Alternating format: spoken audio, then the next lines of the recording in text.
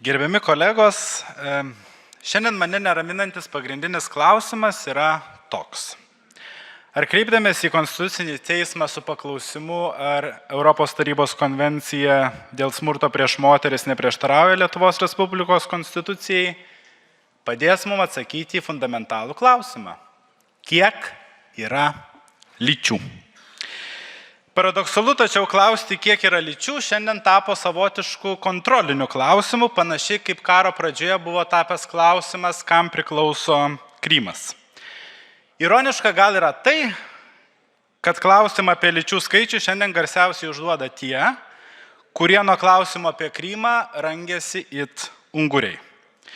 O tai, kad kažkokiu mistiniu būdu klausimas apie tai, kiek yra lyčių, tapo nepatogus ir it karšta bulvė, ir tam klausimui atsakyti reikia net ekspertų pagalbos, rodo, kad mums visiems, įskaitant ir Seimo narius, trūksta šiek tiek žinių apie lytiškumą ir lyčių studijas. Tai šiandien atsakysiu iš Seimo tribūnos, kad lyčių yra dvi – vyrai ir moteris. Šitą moterišką vyrų ir moterų lyčių dichotomiją padiktuoja biologija, anatomija ir genetika.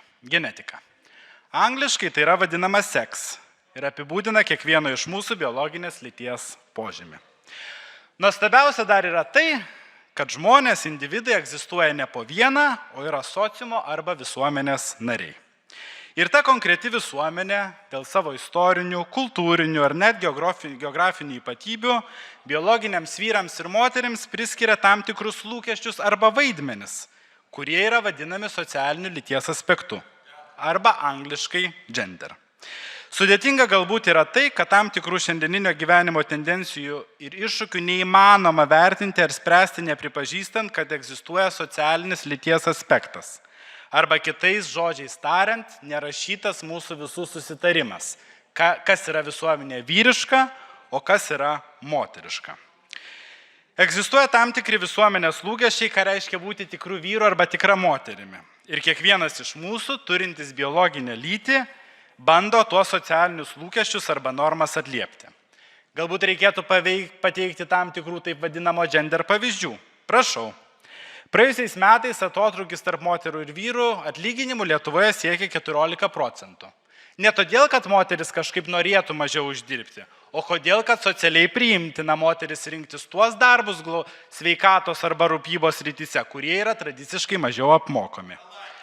80% dėl smurto artimoje aplinkoje nukentėjusių Lietuvoje yra taip pat moteris.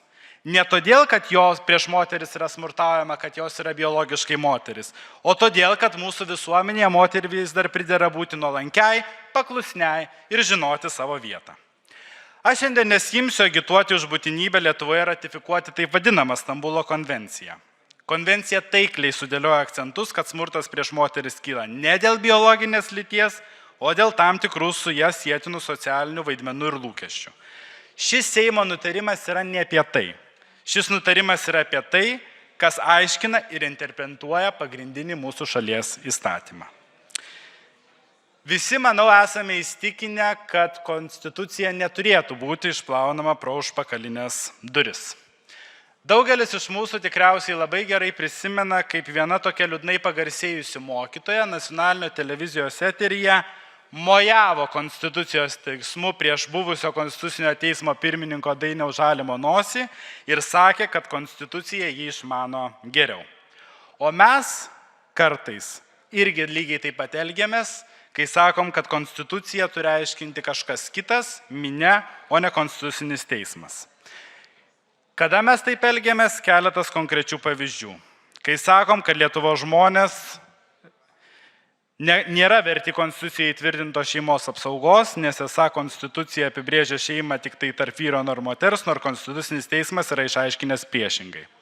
Lygiai taip pat mes sakom, kad gyvenimo įgūdžių programa integruojanti lytiškumo ugdymą ir padeda neapsaugoti paauglius nuo seksualinės prievartos ir nuo neplanuoto nėštumo prieštarauja tėvų konstituciniai teisė auklėti savo vaikus pagal savo įsitikinimus.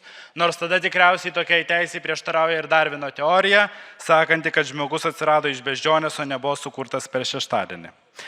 Mes taip pat užsimam konstitucijos plovimu per užpakalinės duris, kai sakom, kad konstitucinis teismas, aiškindamas pagrindinį mūsų šalies įstatymą, neturėtų pasisakyti dėl tarptautinės sutarties, apie kurią buvo sukurta tiek daug baimių, dezinformacijos ir mitų. Tikiuosi, kad šis kreipimasis į konstitucinį teismą taps gera proga įsiklausyti ne tik emocijas, bet ir į teisinius argumentus. Ir man vis dar norisi tikėti, kad šiuose politinėse diskusijose mes nepamirštam pagrindinio politinio tikslo. Kad kiekvienas žmogus, nepriklausomai nuo to, koks jis yra vertas apsaugos nuo prievartos ir smurto. Dėkui.